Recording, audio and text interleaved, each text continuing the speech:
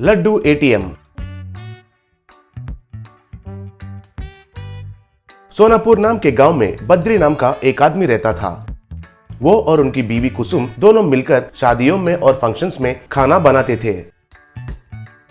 बद्रीनाथ का बना हुआ खाना बहुत स्वादिष्ट रहने से आजू बाजू गांव में कोई भी फंक्शंस होने से बद्रीनाथ को ही खाना बनाने के लिए बुलाते थे।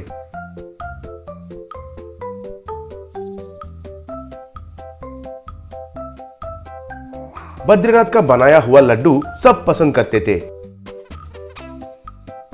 एक दिन कुसुम बद्रीनाथ से, सुनिए जी, हम दोनों बूढ़े हो रहे हैं, आगे जाकर हम फंक्शंस में खाना नहीं बना पाएंगे। हमने जो जमा किया है वो पैसे भी ज्यादा नहीं है। अब से थोड़ा ध्यान से रहकर एक होटल या तो स्वीट शॉप खोलेंगे जी। एक ही जगह में रहकर काम कर सकते हैं। तुम सही कह रहे हो कुसुम, मगर उसके लिए बहुत सारे निवेश की जरूरत है। 1 और साल तक हमारी बेटी कोमल का पढ़ाई खत्म हो जाएगी। 1 साल रुक जाते हैं, हमारी बेटी का पढ़ाई खत्म होगा तो व्यापार में हाथ बटाएगी और हमें भी हिम्मत मिलेगा। थोड़े दिन बीत गए।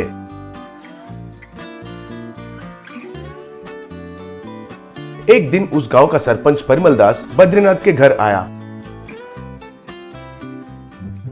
आइए आइए सरपंच जी, कैसा आना हुआ?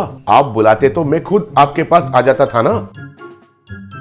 हाँ, मेरी बेटी का शादी तय हो गया है बद्रीनाथ। इस महीने 8 तारीख को शादी है। 4 दिन ही बाकी है। शादी में 1000 से भी ज्यादा लोग आएंगे। खाना पूरा जबरदस्त होना चाहिए। और एक बहुत जरूरी काम है, बेटी का ससुराल में भेजने के लिए 2000 लड्डू चाहिए। उन लड्डू को खाकर लोग तो परिमल दास की बेटी का शादी 10 साल तक याद में रखना चाहिए। ये बात कहने के लिए मैं ही खुद यहाँ आया हूँ। शादी का 1 दिन पहले पूरा लड्डू तैयार होना चाहिए।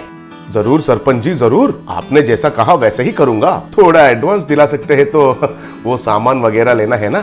तब परिमल दास गुस्से में, क्या रे, मेरे ऊपर इतना विश्वास नहीं है क्या? एडवांस पूछ रहे हो? मैं क्या गांव छोड़कर भाग जाऊंगा क्या? शादी के दिन पूरा खाना खत्म होने के बाद सब पैसे एक ही बार सेटल करूंगा। तब बद्रीनाथ कुछ नहीं कह पाया। फिर बद्रीनाथ और कुसुम लड्डू तैयार करने लगे। जैसे उसने कहा वैसे ही शादी के 1 दिन पहले पूरा 1000 लड्डू तैयार किए।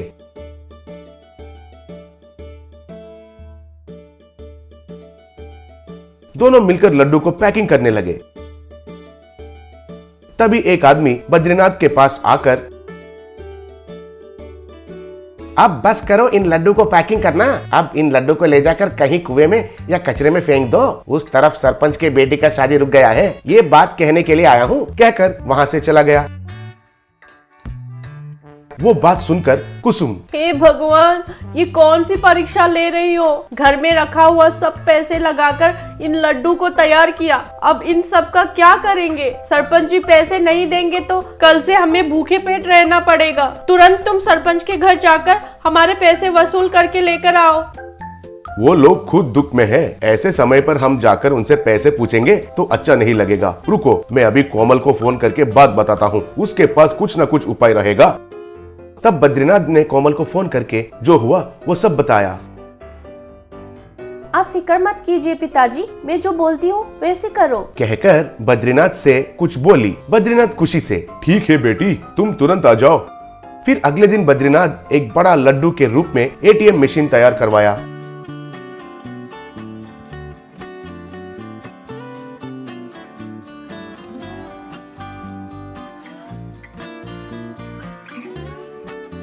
और उसमें तैयार किया हुआ सब लड्डू डाला। वो बड़ा लड्डू एटीएम को देखकर सब लोग हैरान हो गए। आखिर में क्या चल रहा है ये देखने के लिए एक आदमी अपने एटीएम कार्ड को लड्डू एटीएम मशीन में डाला। पैसे देकर कार्ड बाहर निकालते ही एटीएम से लड्डू आकर एक टोकरी में गिरे।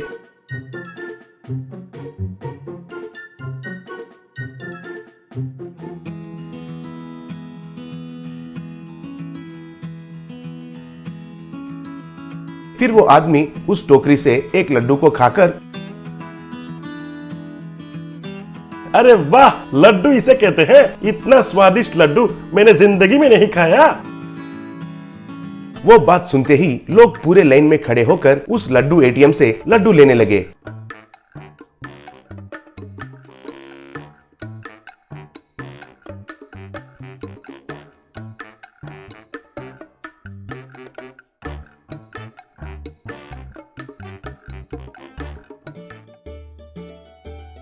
शाम होने तक बद्रीनाथ ने जो तैयार किया हुआ पूरे लड्डू खत्म हो गए।